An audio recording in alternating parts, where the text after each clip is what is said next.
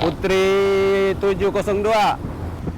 Kami dari patroli Misol Baseftin, gabungan patroli Misol Baseftin bersama Pol Airut Raja Ampat. Kami mau merapat ke Putri 702 begitu. Over. Oke, Kep, kami bisa merapat kah? Bisa. Oke, terima kasih, Kep. Standby 01.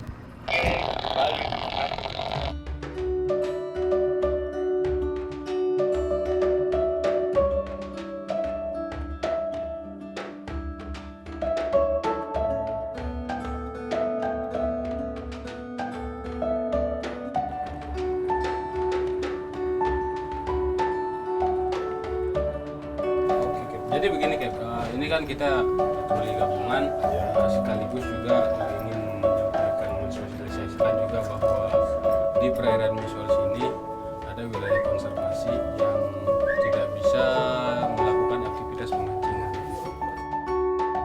Kep, nanti kita kasih tunjuk.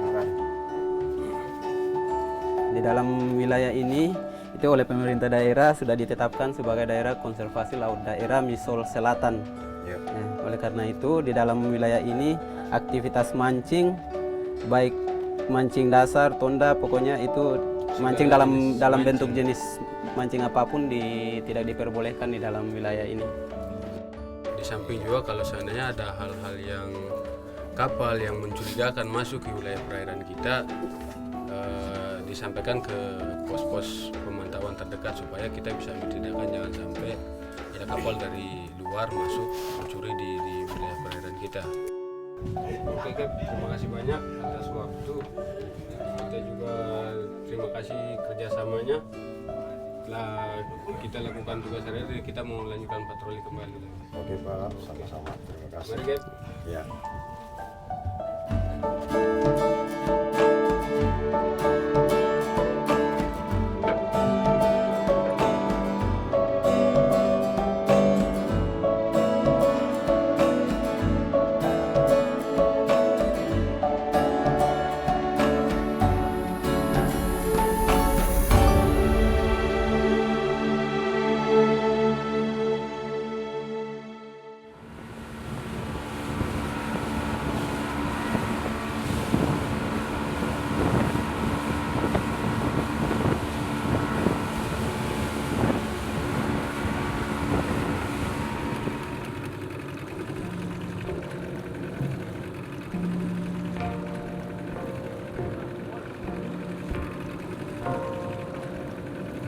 Adalah salah satu pos kita dari 3 pos yang ada di Misol, dan ini adalah peta wilayah tangkap kawasan konservasi laut daerah Misol Timur Selatan.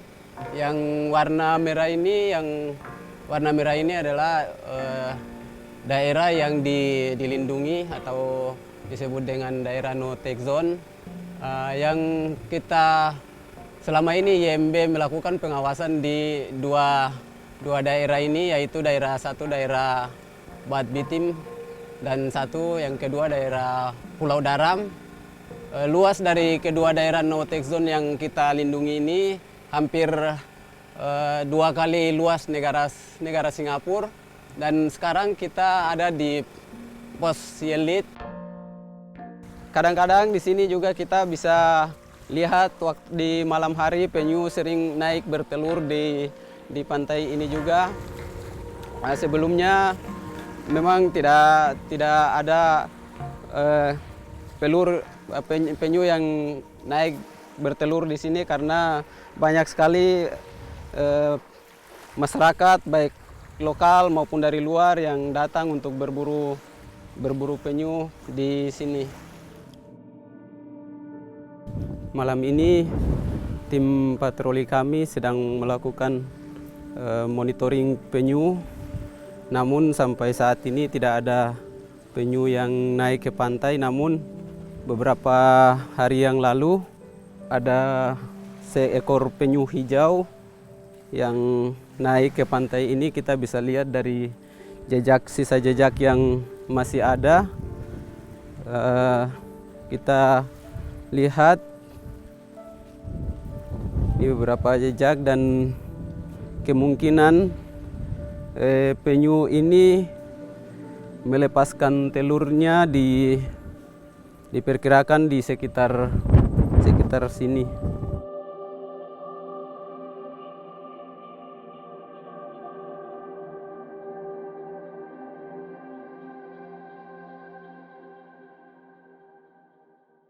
Kemudian ada juga kegiatan training seperti training menyelam.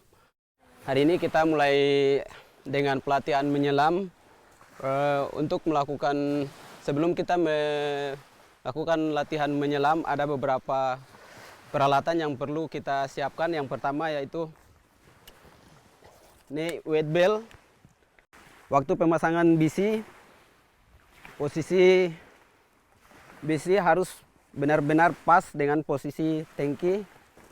Alat berikutnya yang kita pasang adalah regulator untuk mengecek udara di dalam tangki, karena ini udara yang akan kita keluarkan dari tangki itu langsung masuk ke sini. Ya, sekarang untuk pemasangan alat sudah siap, sudah selesai, dan kita siap untuk turun ke laut.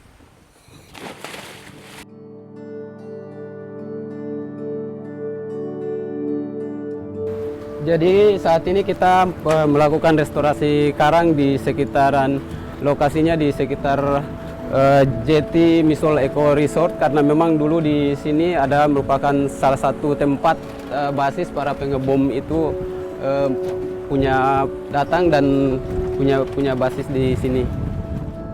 Ya, saya sangat senang melakukan ini. Saya sudah melakukan ini kurang lebih 10 tahun dan itu merupakan kebanggaan tersendiri bagi saya. Saya bisa melakukan sesuatu untuk tempat saya sendiri demi anak cucu di daerah ini ke depan. Jadi sebenarnya saya sebagai anak putra daerah, saya merasa sedih ketika melihat banyak sekali nelayan yang datang ke sini dengan berbagai macam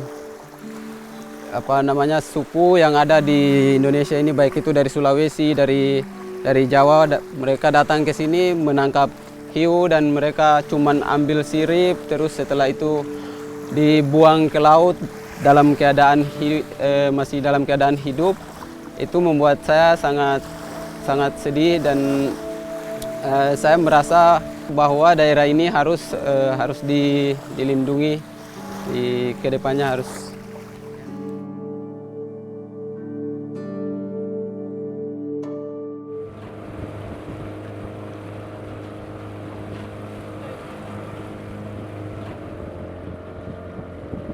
Big tent for the shark activity.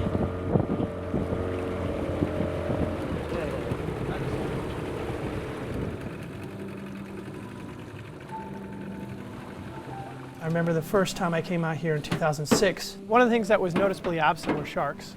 In that 2 weeks, up until the last day, I didn't see a single live shark on any of the reefs. And I kept wondering what had happened to all the sharks. Was it the temperature? Was it the seasonality? Was it just a place without sharks? But in my heart, I knew an ecosystem as robust and vibrant as this absolutely had to have sharks as sort of a primary part of the system. About 10 years ago, I remember looking out in this mangrove area and we saw this nondescript fishing boat in the newly protected area. We had a blood-spattered deck with fins from juvenile and baby reef sharks strewn all over the place, and each of the fins had a number on it. I was like, this is where all the sharks are. They just get stacked on the deck amongst all the other bycatch because gill nets are non-discriminating. And they don't just catch sharks though, they catch turtles and they catch rays and they catch all kinds of stuff. Longlining, gill netting, bomb fishing, cyanide fishing, just about every imaginable form of destructive fishing was happening right here in this beach, that beach, all around this area. You know, we got here just in time. If we hadn't set up the enforcement that we have in place now on a very real and diligent level, there would be nothing left.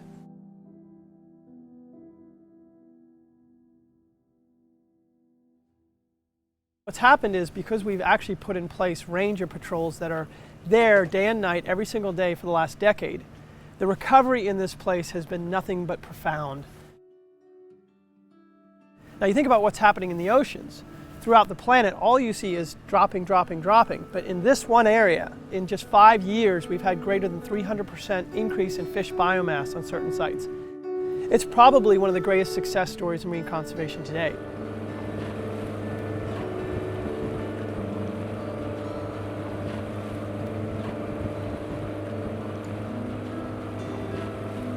My work is underwater filmmaking, so I've filmed in the greatest sites from Africa to Southeast Asia, South America, you name it. I have filmed some of the greatest spectacles on the earth. But if you give me a choice that I had to dive one place every single day of my life, it would be on Magic Mountain, right in our no-take zone.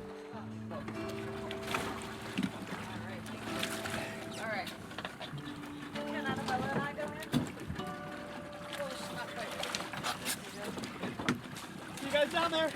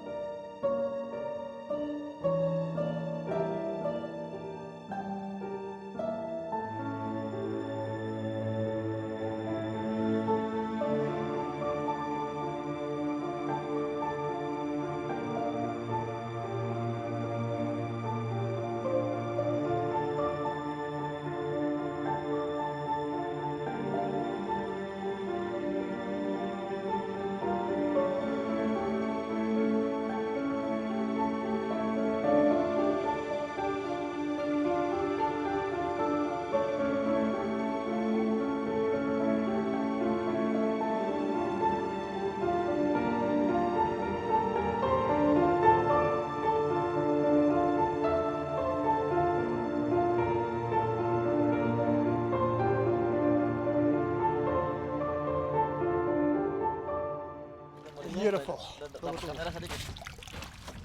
You go. That was awesome. That was awesome. My favorite dive site in the world.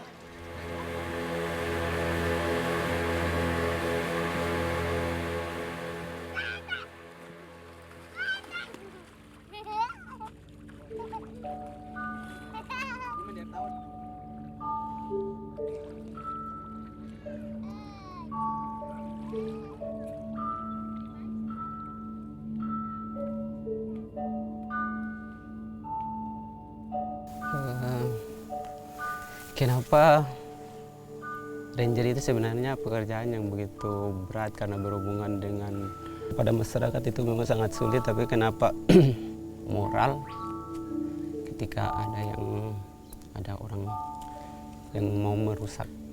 Dan ini yang membuat saya sebagai anak daerah ini, anak putra daerah sini, merasa bertanggung jawab untuk bagaimana tempat ini, karena sejak